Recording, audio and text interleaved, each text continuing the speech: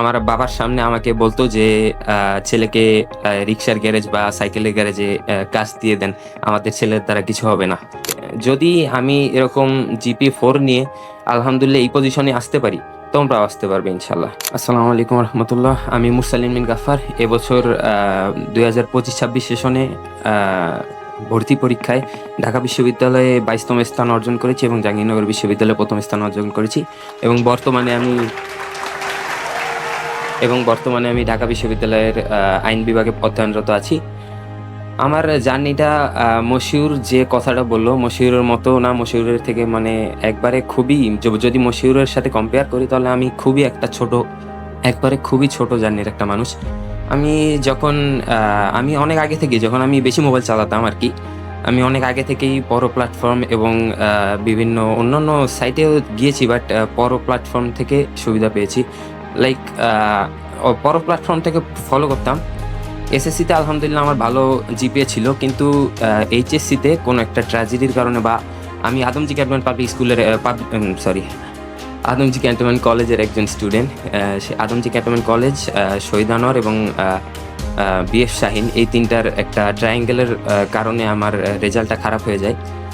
দুর্ভাগ্যবশত আমার এইচএসসিতে জিপিএ কত ছিল আপনারা কি কেউ গেস করতে পারেন? না, আমার জিপিএ ছিল 4.00 এবং আমার ১ম টার্গেট ছিল যে আমি বিএমএ আইসিএসবি দিব। আমার বাবারও অনেক ইচ্ছা ছিল। বাট দুর্ভাগ্যবশত পয়েন্ট কম হওয়ার কারণে আমি সেখানে অ্যাটেন্ড করতে পারিনি আরকি।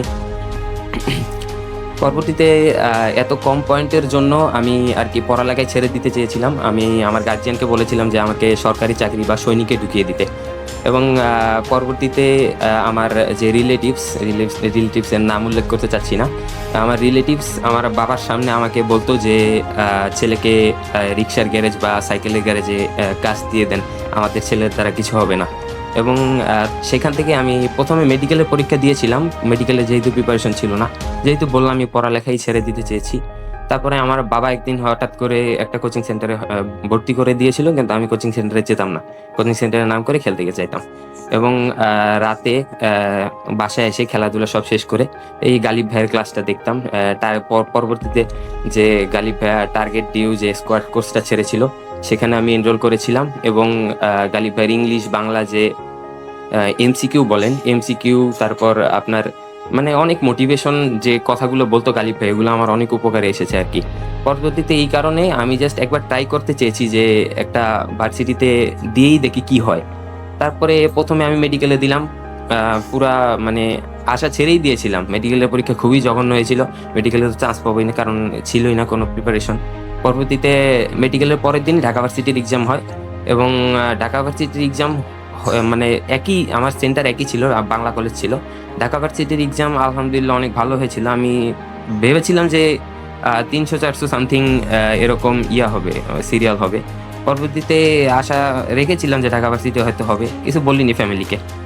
কিন্তু পরবর্তীতে যখন জাহাঙ্গীরনগর এক্সাম দিয়েছি, জাহাঙ্গীরনগর আলহামদুলিল্লাহ অনেক ভালো হয়েছে। যখন জাহাঙ্গীরনগর আলহামদুলিল্লাহ ফার্স্ট হলাম, তখন আমি পড়ালেখাই ছেড়ে দিয়েছি যে আমি আর কোনো বিশ্ববিদ্যালয়ে পরীক্ষাই দিব না। তারপর যেদিন জাহাঙ্গীরনগরের রেজাল্টটা দেয়, সেদিন আমি ১ম ওই আত্মীয়কেই আমি কল দিয়েছিলাম যে, যে আপনি যেহেতু বলেছিলেন যে আমি রিক্সার গ্যারেজে কাজ করার যোগ্য, আপনাকে একটু আমি আজকে এই কথাটা বলতে চাই যে আমি ফার্স্ট হয়েছি জাহাঙ্গীরনগরে। পরবর্তীতে আমার আব্বুর সাথে কথা হয় ওনার এবং আব্বু জাস্ট একটা কথা বলে ফোনটা কেটে দেয়।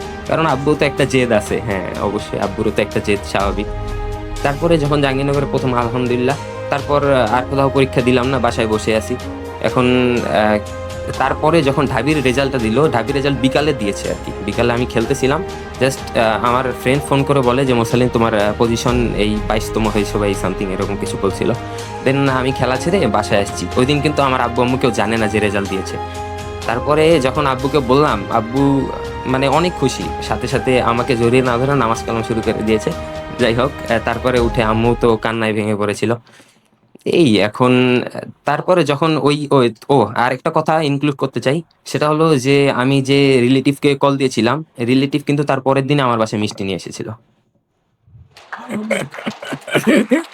এটা একটা বাংলাদেশের মানুষের কালচার। আমি এটা অবশ্যই রিলেটিভরা একটু ঘৃণা করবেই। কারণ তাদের রিলেশনশিপটা এটা আচ্ছা, এই টপিক বাদ, আমি আর কোনো কিছু বলতে চাই না। বাদ। এখন কথা হলো যে আমি অনুজদের সম্পর্কে কিছু বলতে চাই।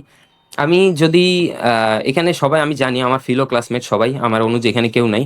তাও বলতে চাচ্ছি যে যদি আমি এরকম জিপিএ 4 নিয়ে আলহামদুলিল্লাহ এই পজিশনে আসতে পারি, তোমরাও আসতে পারবে ইনশাল্লাহ। এবং আমার জন্য সবাই দোয়া করবেন, এবং রুশাদের জন্য ইনশাল্লাহ দোয়া করবেন। রুশাদের কাছে আমার এই গল্প কিছুই না, আমি জানি। Thank you. Keep me in your prayer. আসসালামু আলাইকুম।